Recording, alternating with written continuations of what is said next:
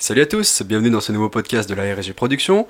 Je suis en compagnie de nouveau de Sacha et d'Antoine et nous allons vous présenter le Batman.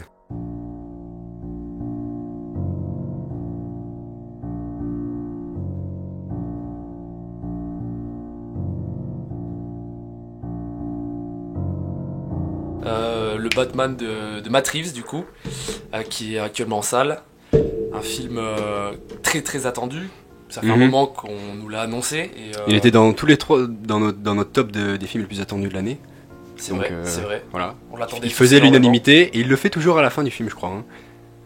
Certes, il le fait toujours à la fin du film. Alors juste avant de rentrer, on va commencer par une partie sans spoil et on parlera des spoilers après, donc il y aura un timecode. Voilà. Sachant que la partie sans spoil est tout aussi intéressante parce qu'on va aussi parler de l'univers, de ce graphisme très particulier, donc une partie tout aussi intéressante. En gros, ne skippez pas quoi. Voilà, ne partez pas. Ok, donc un avis très rapide et puis après on rentrera peut-être plus dans la réalisation, tout ça. Qu'est-ce que vous en avez pensé du film ? Moi j'étais très sceptique quand même si je l'attendais, j'avais peur notamment sur les informations qu'on avait, sur 5 méchants qui devaient apparaître, sur les 3 heures de film aussi, c'était des choses qui me faisaient peur, je me disais va pas falloir nous perdre, ça va être quand même costaud, et le film a rempli tous ses objectifs et on prend une claque quoi, c'est une explosion. Ah oui, une claque visuelle et tout, mais ouais. Sur la longueur, moi je crois que je suis celui qui avait peut-être le plus apprécié, j'avais le moins de réserve à la fin, mais vous m'aviez dit tous les deux que vous trouviez que ça revenait peut-être un peu trop tout le temps aux mêmes endroits. Le film n'est pas parfait non plus, il a quelques défauts, quelques lacunes, mais par rapport justement, tu disais, ça peut être un peu redondant je trouve à certains moments. En fait il y a ce club où il va revenir peut-être 3 ou 4 fois, et je trouve qu'on manque un peu de diversité au niveau des lieux en fait. Mais après je trouve que vu que c'est une intrigue qui est différente d'un film de super-héros, puisque c'est un peu un détective qui fait son enquête. Oui, ça c'est très bien fait. Ça va avec le thème, tu vois, de revenir, d'essayer d'approfondir le problème. Ouais, mais j'aurais voulu quand même voir un peu plus grand, un peu plus large à ce niveau-là, tu vois. Je comprends, ouais. Sinon l'énigme elle est superbement bien ficelée, je veux dire. Le personnage du méchant, joué par Paul Dano, qui nous refait une masterclass. Toujours aussi impressionnant. D'abord masqué, puis après quand il révèle son visage. Bah ouais, il a un peu deux personnages. De toute façon, il le dit. Je suis le vrai moi avec le masque. Et comme l'est forcément aussi Batman. Ouais. Un Bruce Wayne d'ailleurs qui est très peu présent. On le voit peut-être 5%, 3% du film, mais tout le reste c'est Batman.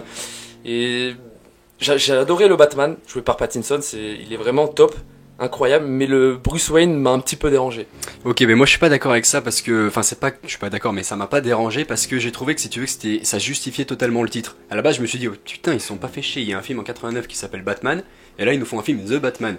Waouh, bravo les gars. Mais en fait non, je trouve que le titre il est bien choisi, parce que Bruce Wayne, on en est qu'à la 2e année de Batman dans Gotham, et Bruce Wayne en fait, le Bruce Wayne millionnaire ou milliardaire, je sais même pas, avec les Lamborghini, les femmes et tout en mode Christian Bale dans The Dark Knight, il n'existe pas encore, ce masque de Bruce Wayne n'est pas encore construit, on a juste un Bruce Wayne déchiré, brisé, et qui a juste été formé à se battre en fait.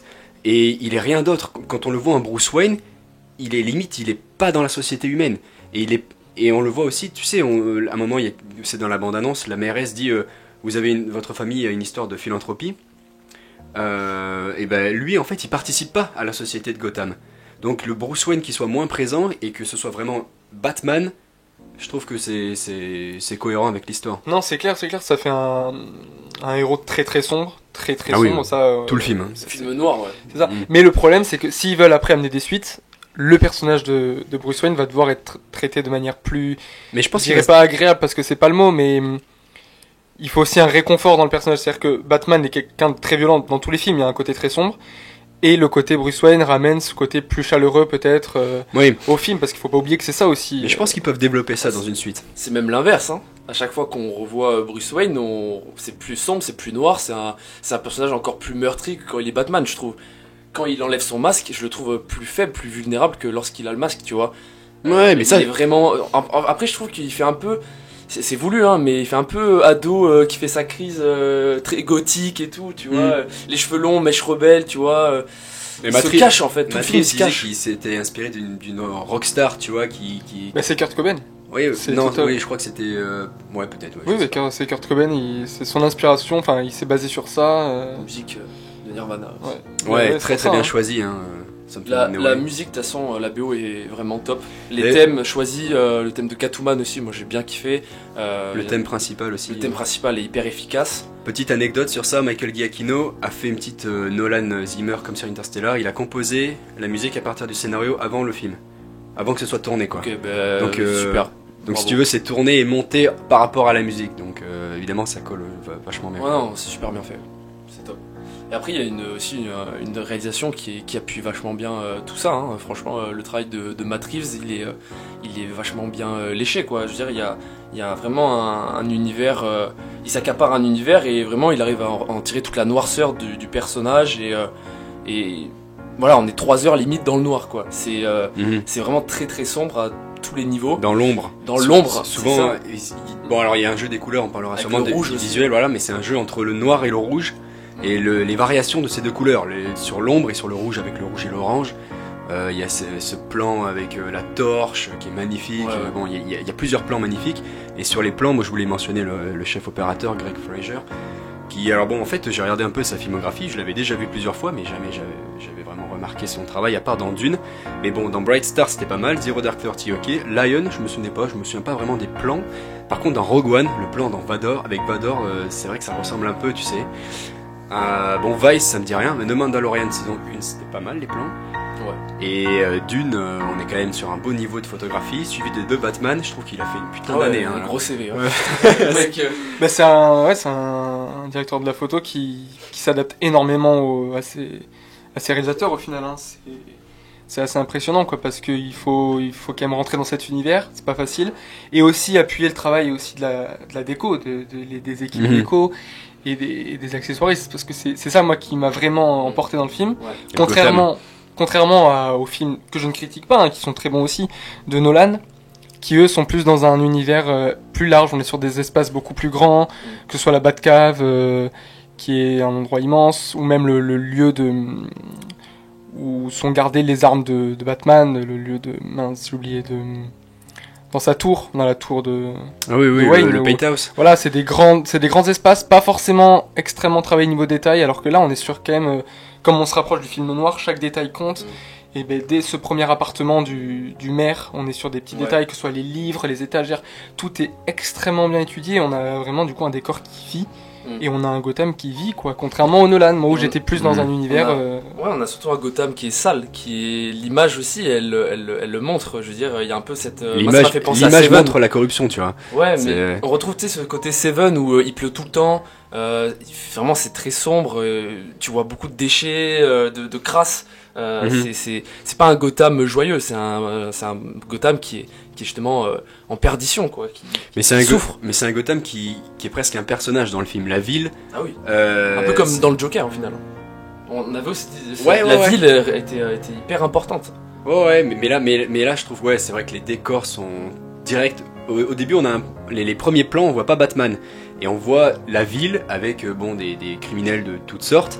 Et on nous explique cette peur qu'ont les criminels du Batman, qui est d'ailleurs une superbe séquence. Mais ça nous montre aussi comment la ville vit et quelle est cette force de la ville, tu vois. Et à la fin, ça revient dans le final, dans le dernier acte, dont on parlera sûrement dans la partie spoiler. Mais je trouve que Gotham a vraiment une force dans ce film. Complètement. C'est cette scène, comme tu parles, cette scène d'introduction, c'est vrai dont on a oublié de parler au début, elle est quand même magistrale. Enfin, c'est quand même la scène qui pose tout le film. Et on est ancré dedans. Ouais. Et dès le début, elle est magique, quoi. Ce côté vraiment où l'obscurité. Enfin, Batman peut être partout parce qu'il représente l'obscurité. Il est l'obscurité. Et Nolan a essayé de travailler ça. Il avait essayé de l'amener, mais de manière plus. Enfin, il avait. Je trouve un peu dans Batman Begins, mais après, on part un peu plus dans le côté high-tech. Voilà. Là, c'est vraiment. En fait, ce qui est énorme, c'est le premier degré, c'est l'espèce de pureté et la simplicité qu'il va chercher avec le personnage de Batman. Il en fait pas des tonnes, il va pas chercher à ce que la Batmobile ait 50 gadgets sur lui. Il sait vraiment que de son grappin, c'est un chevalier, il est en armure. Il garde un Batman dans toute sa simplicité. Et il va pas chercher à le rendre extraordinairement complet. Et justement, ça reste vraiment un chevalier de la nuit, tu vois. Et puis on n'est pas quand tu parles de réalisme, on n'est pas dans les arts martiaux à outrance, ninja, tout ça. C'est limite combat de rue, quoi. C'est combat de rue et violence pas violence à outrance, mais vraiment combat de rue. Et puis tu le sens que dans les coups de poing quand il donne, il sort tous ces problèmes qu'il a en lui. Mais moi, c'est une petite déception du film. On l'a retrouvé dans la bande-annonce. Le son, les bruitages sont juste magistraux. Le mixage son, parfait, il est fou, le mixage son. On ressent vraiment les coups. Mais on a cette espèce de violence pure qui apparaît. Mais au final, elle est toujours absente. C'est très bizarre comme sentiment. C'est-à-dire qu'on sent les coups, mais le sang, on n'en a pas énormément. Ça, c'est pour la classification du film, ça. C'est aussi ça, et c'est un peu dommage. Quoi. Ça, justement, dommage. Dans le côté réaliste, il manque un peu de sang, je trouve quand même, ça manque un peu de... Alors pas de gore, on parle pas de gore. Pas de gore, non, mais à un moment, il explose un gars, on enlève le masque de ce gars, et le mec, il est un peu rouge, il a le nez pété, on se doute, tu vois. Mais genre, vu la violence qu'on nous montre des coups, on peut pas s'imaginer que le mec soit comme ça après, c'est pas possible, vu comment il s'est acharné sur lui, où il a mis toute sa force. C'est un petit peu dommage ce côté. Après, ouais, c'est vrai, mais après ça, je pense que c'est parce qu'ils ont réussi à noter ce film PG-13 aux États-Unis, donc déconseillé aux moins de 13 ans, mais seulement déconseillé. En Angleterre, le film a été interdit aux moins de 15, c'est-à-dire l'équivalent de classé R, quoi, aux États-Unis. Alors qu'ils voulaient éviter ça, Warner. Donc, c'est sûrement pour ça qu'il y a moins de sang et tout. Ouais. Malheureusement, effectivement, quand tu vois qu'en Angleterre ils ont raté et que la classification anglaise leur interdit ça, ils auraient pu aller plus loin, je suis d'accord. Mais c'est surtout le... En France, je sais pas quelle était la classification. En fait, je pense qu'ils sont restés dans leur... La production est restée dans son cas, c'est-à-dire que du début à la fin, Batman ne tue personne. Oui, alors oui et non, parce que c'est ce qu'ils disent, mais quand même tu vois certains coups et tout, tu te dis... Mais oui, mais à l'image, il tue personne, et ça, je pense que c'est la règle de la production qui est restée auprès de Matt Reeves, c'est Batman ne doit tuer personne. Après, c'est aussi le personnage, ça, mais là, c'est poussé à l'extrême. La seule chose qui est présente, c'est qu'il n'arrive pas à sauver peut-être le procureur. C'est la seule chose... Le procureur qui décide de se faire exploser la tête. Il n'y arrive pas, impuissant, mais bon, ça le... Quelle scène incroyable du film, moi j'ai vraiment aimé cette scène. D'ailleurs, on est sur une partie spoiler, on mettra un petit bip bip avant. On reviendra là-dessus dans quelques minutes. Au combat, il prend aussi des coups.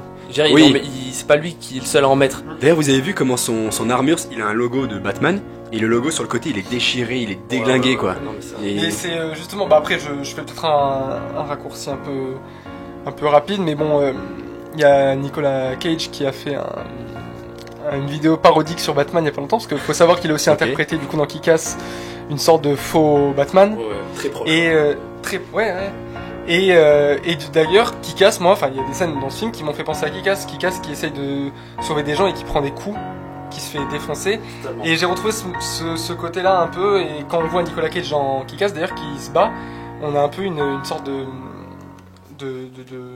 de parallèle avec ce super-héros qui prend des coups, qui plie le dos, qui courbe le dos, et ça marche bien, ça c'est cool. Mais on le voyait déjà d'ailleurs dans les Nolan, quand il se fait défoncer par Bane, on a un Batman qui paraît plus faible. Oui, mais là tu vois, il se faisait défoncer face au Big Boss qui avait la même formation que lui mais en meilleur, sans peur et tout. Oui, c'est vrai. Alors que là, il prend des coups tout le temps. Et il fait même des erreurs avec la Batmobile, cette scène, l'introduction de la Batmobile, elle est particulière. Elle est impressionnante, mais quand même la voiture, moi je trouve, ça, pour rester dans ce qu'on disait sur le réalisme, on n'a pas le sorte de Formula IndyCar de Tim Burton ou la forme un peu tank hyper agile de Nolan. Là c'est une voiture de NASCAR ou voiture puissante, blindée quoi, mais juste rembourrée quoi. Ouais, voilà, vraiment c'est la voiture de sport blindée, et puis c'est tout, hein.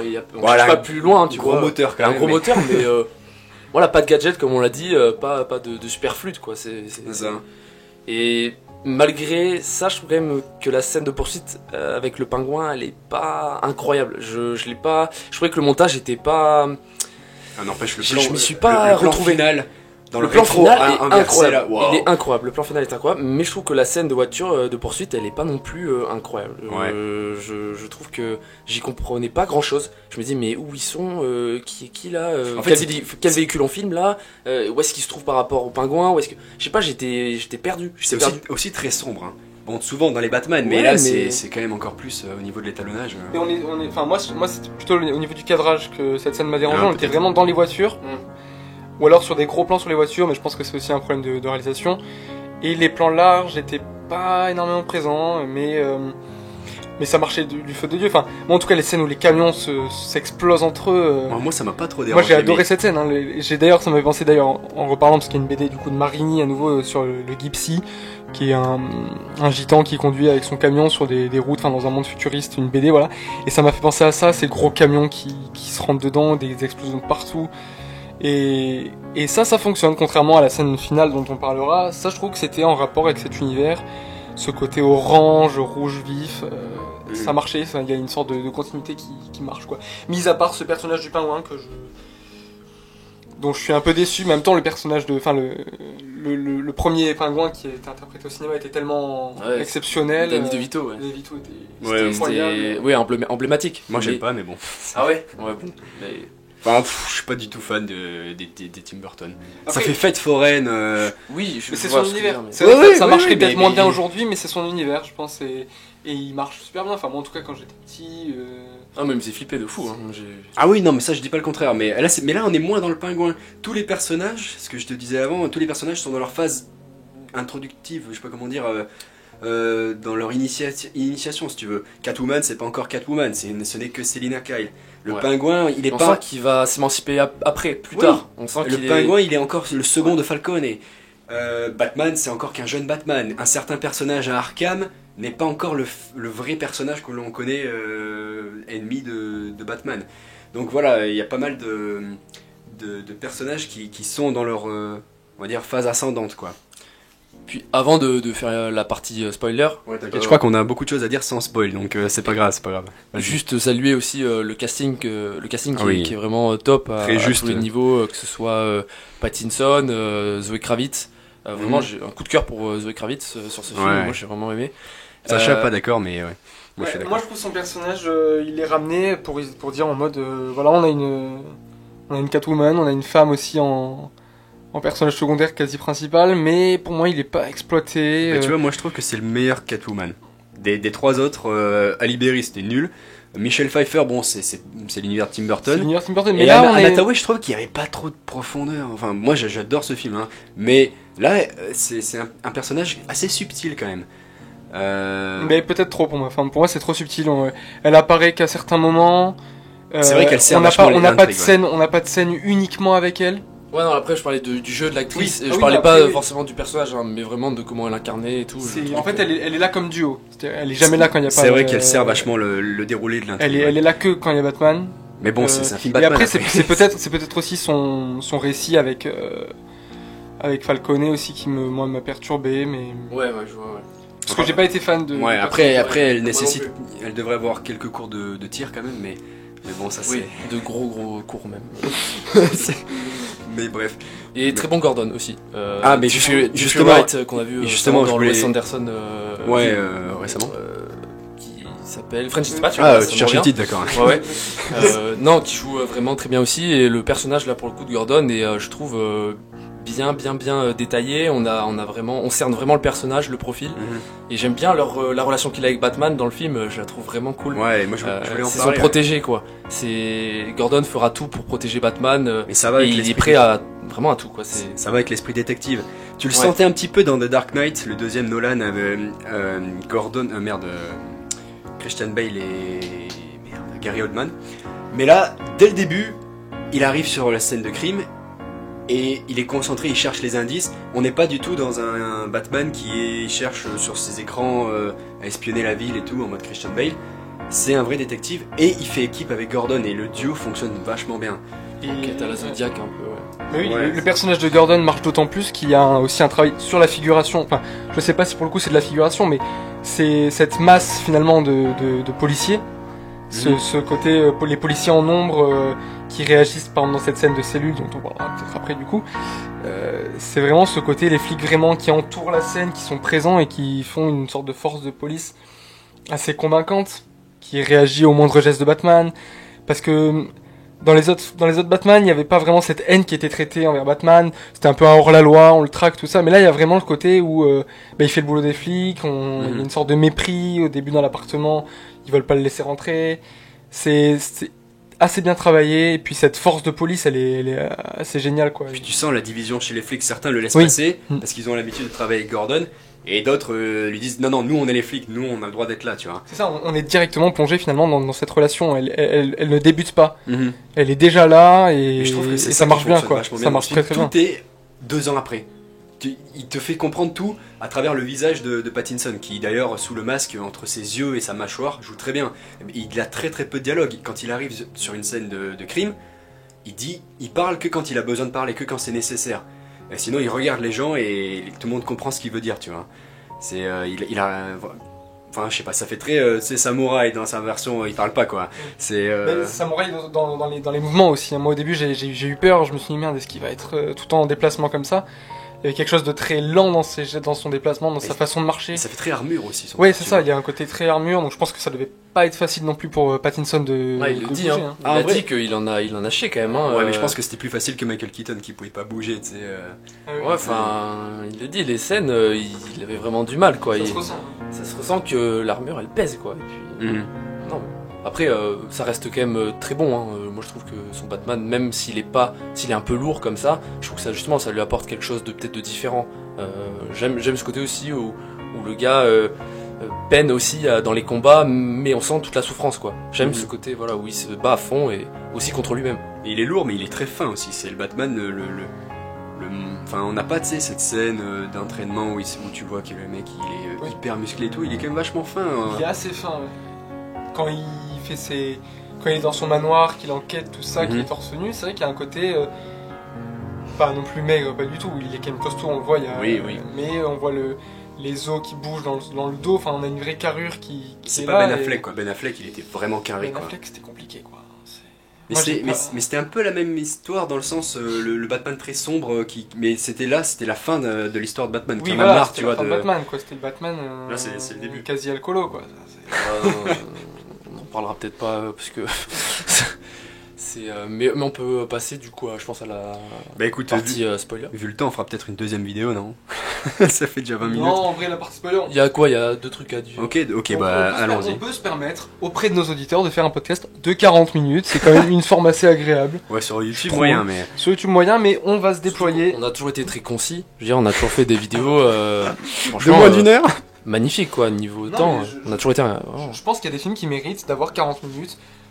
Pour s'installer, et après sur des plateformes de podcast, ça va être quelque chose d'agréable. Voilà. Donc pour résumer, avant de passer à la partie spoiler, on entendait pas mal avant que le film sorte que c'était un peu entre Zodiac, Seven et l'aspect de Chinatown pour la corruption, avec quelqu'un qui écoute du Nirvana, et je trouve que ça résume un peu l'ambiance du film, tu vois. Carrément. Avec une photographie honnêtement différente de Zodiac. Moi je trouve cette photographie sur le rouge vraiment appréciable quand même. Par contre, peut-être, contrairement aux autres Batman, il y a moins ce que tu disais sur l'aspect Bruce Wayne satisfaisant de super-héros. C'est moins un film de super-héros en fait. Ok.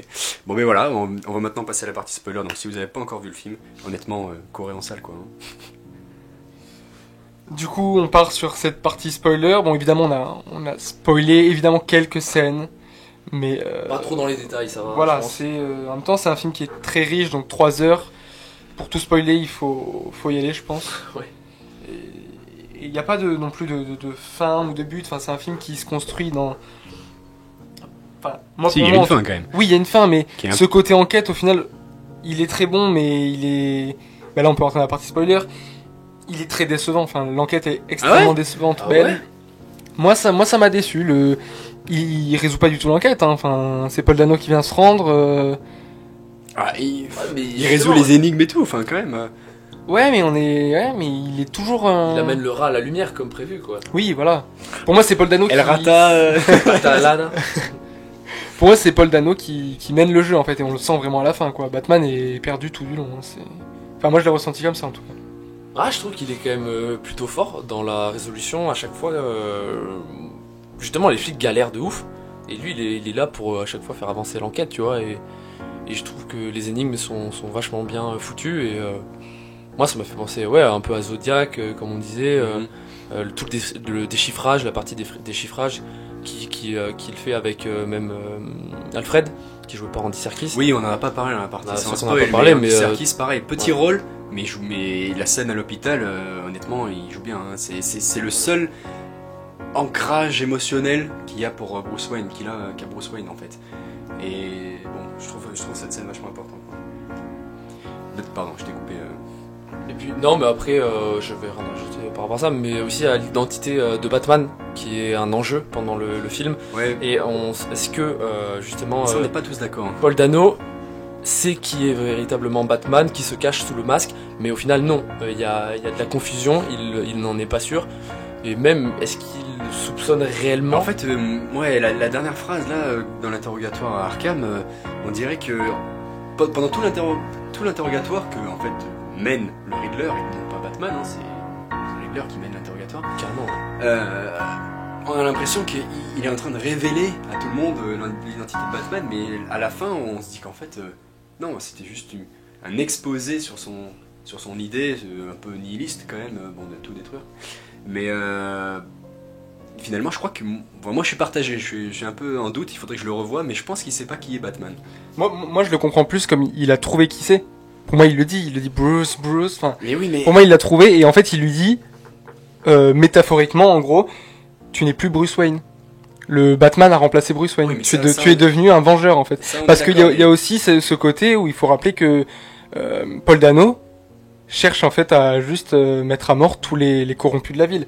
Il y a ce côté vengeur et en fait, pour lui, Batman et les The Riddler, ils poursuivent le même but. Et pour moi, c'est juste une sorte de collaboration, quoi. C'est son Robin méchant, quoi, en gros. Et pour moi, il sait qui c'est et il dit juste que, en fait, Batman a remplacé Bruce Wayne. Bruce Wayne est le fils d'un corrompu.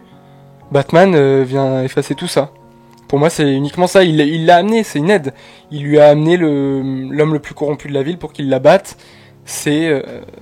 Pour moi, c'est comme ça qu'il le voit. Il a rempli son rôle de vengeur. Il n'est plus Bruce Wayne. Oui, sur le rôle, je suis d'accord, mais sur l'identité, moi, il faudrait que je le revoie. Pour moi, c'est évident qui c'est. Enfin, moi, c'est évident. Bruce, il le répète.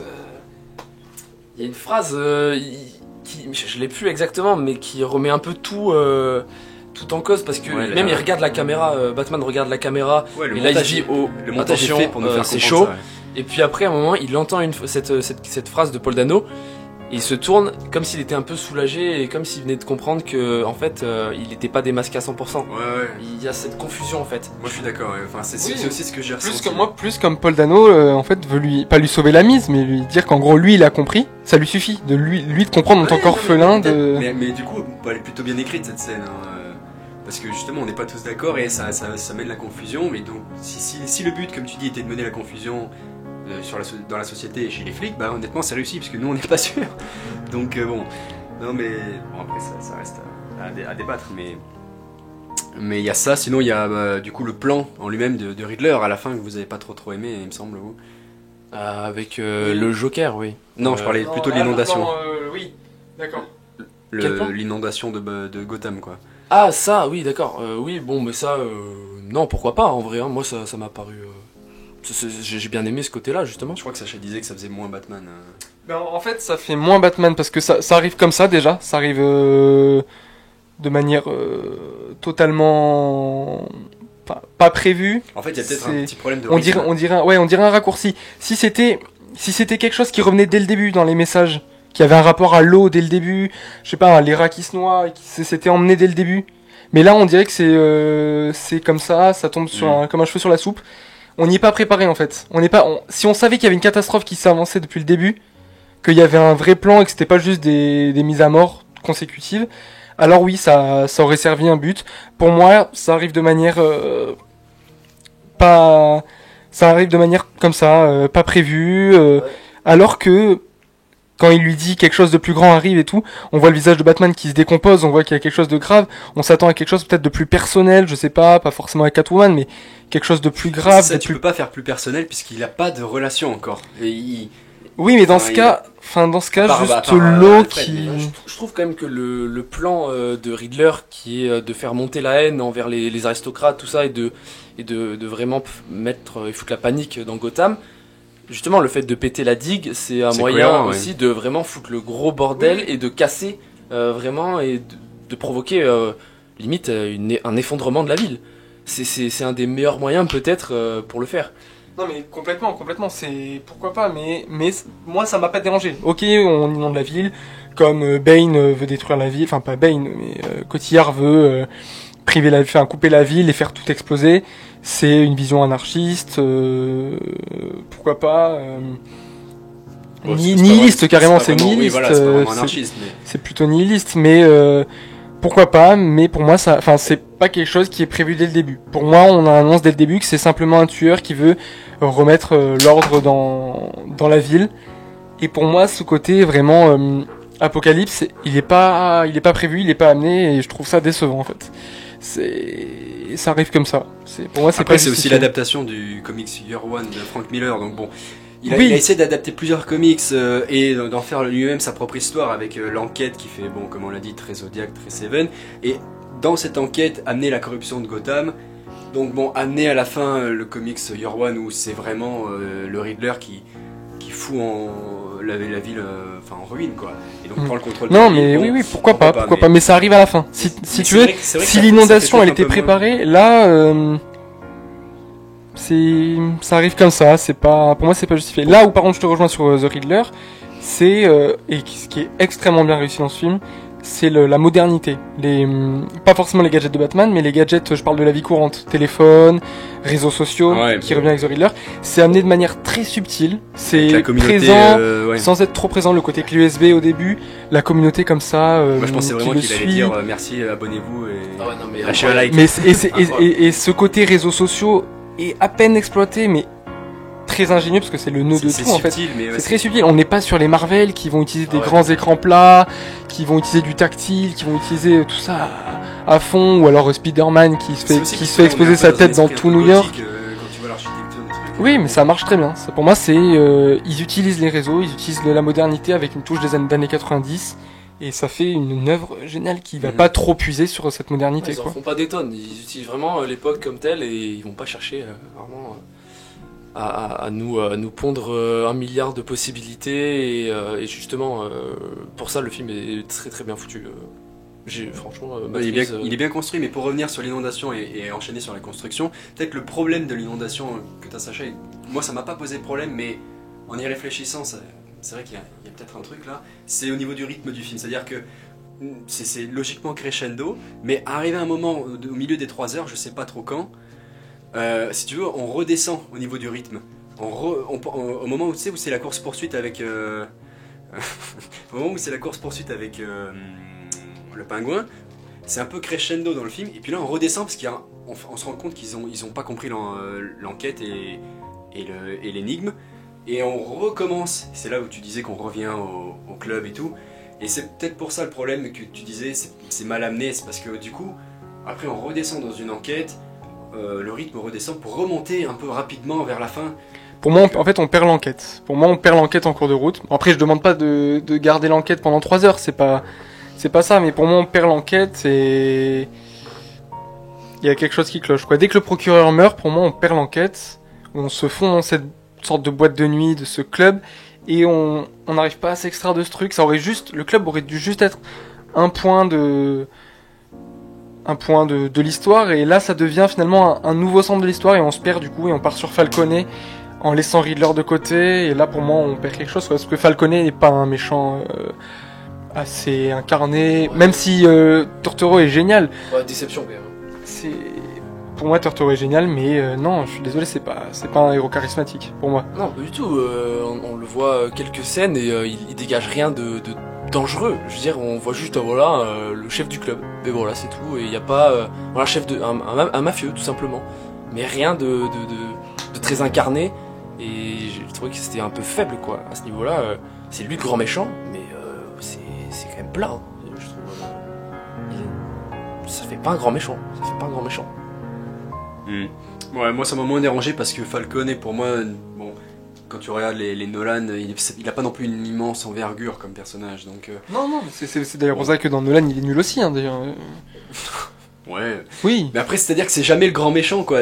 Bon, là, c'est quand même l'histoire de Riddler. Certes, on fait un... Merci Antoine. On fait une parenthèse sur Falcone pour raccrocher l'histoire de Selina Kyle. Mais bon, c'est vrai qu'au niveau du rythme, moi je trouve que même les 3 heures, il les tient bien. Hein. je me suis pas fait chier dans les 3 heures, mais bon. Mais on perd Riddler, et pour moi, c'est dommage. Ouais, peut-être. Falconer aurait dû être expédié bien plus vite. Voilà. Mais autrement, dans l'entièreté du film, ça reste une très très belle œuvre qui devrait pas. Petit avis quand même spoiler sur la fin, non? Le dernier personnage, le Joker qui est pas oui, encore le on a Joker. déjà. Moi, je n'en dirais pas beaucoup. Ouais, non, y a rien à dire forcément. Vous Même attendez? si ça fait un peu peur. J'espère qu'ils vont s'en sortir avec ça. C'est une bonne idée. Mais attention, prenons des pincettes sur ça. Faut pas non plus. Honnêtement, je pense que l'acteur peut jouer un Joker assez fou. Bon, après, ils vont continuer dans cet univers-là, même si c'est pas lié au DCU ou même à l'univers Joker, puisqu'ils vont faire un spin-off sur le Pingouin et un spin-off sur Arkham. Donc je pense qu'ils peuvent développer le Joker, mais c'est vrai que moi j'attends la suite. S'il peut y avoir une suite, il faut voir ce que ça va donner. Mais il faudrait que ce soit un peu. Il va falloir faire un Joker qui ait un vrai but, quoi, parce que si on continue avec un Joker qui part aussi sur une version du monde nihiliste, enfin ça va se répéter, quoi. Il faut un autre but, Bon après c'est vrai que malheureusement avec Batman on est cantonné à Gotham, hein, mais il va falloir trouver autre chose, quoi. Il va falloir trouver un autre but, quoi. Nolan il allait un peu au-delà de Gotham, mais justement dans ce film ça reste très centré sur Gotham et c'est pas une mauvaise idée, quoi. Nolan, la scène d'introduction de Dark Knight Rises, la scène de l'avion, c'est je sais plus où, là, en Mongolie ou je sais plus où. Bon, oui, c'était plus mondial, quoi. Mais il avait ce côté, de toute façon, Nolan, comme je l'ai dit, des grands espaces. Là, on est sur un truc beaucoup plus minimaliste. Mais voilà, il va pas falloir, pour moi, le côté revenir sur un truc nihiliste, ça va être répétitif, quoi. Après, avant de parler de la suite, voilà, concluons d'abord sur ce film voilà, qui pour moi quand même, bon certes on est que en début mars, mais c'est clairement l'un des films de l'année. On verra, mais en tout cas c'est une belle, l'un des films de ces 3 mois là si vous voulez, quoi, mais c'est un très beau film et un film quand même divertissant, même si c'est pas hyper satisfaisant, il y a une petite note d'espoir à la fin. C'est un film où en tout cas moi j'ai passé un super moment et c'est quand même une claque visuelle. Non, il y a des vraies idées de cinéma, c'est super et tout, très bien incarné, un super film, mais pas non plus un chef-d'œuvre et je sais pas si il saura satisfaire aussi la grande majorité des fans, mais il est bien parti pour, en tout cas. C'est peut-être pas pour tout le monde, c'est vrai, mais bon. Je pense qu'il a quand même réussi à avoir une intrigue et un style assez, enfin pas trop dark ou pas trop ceci ou cela, pour rester quand même pour le grand public, tu vois. Je trouve que ça peut le faire. Je suis d'accord. Bon, et bien sur ce, merci pour si vous avez écouté ce podcast jusqu'à la fin et passez je sais pas, une bonne soirée ou une bonne journée, ça dépend. Voilà, même une bonne matinée si vous écoutez ça juste avant le travail. 40 minutes avant le taf, c'est pas mal de trajet. En tout cas, merci à vous et à très vite, on espère, pour une nouvelle année de cinéma toujours aussi riche. Voilà, merci à vous. Salut. Salut.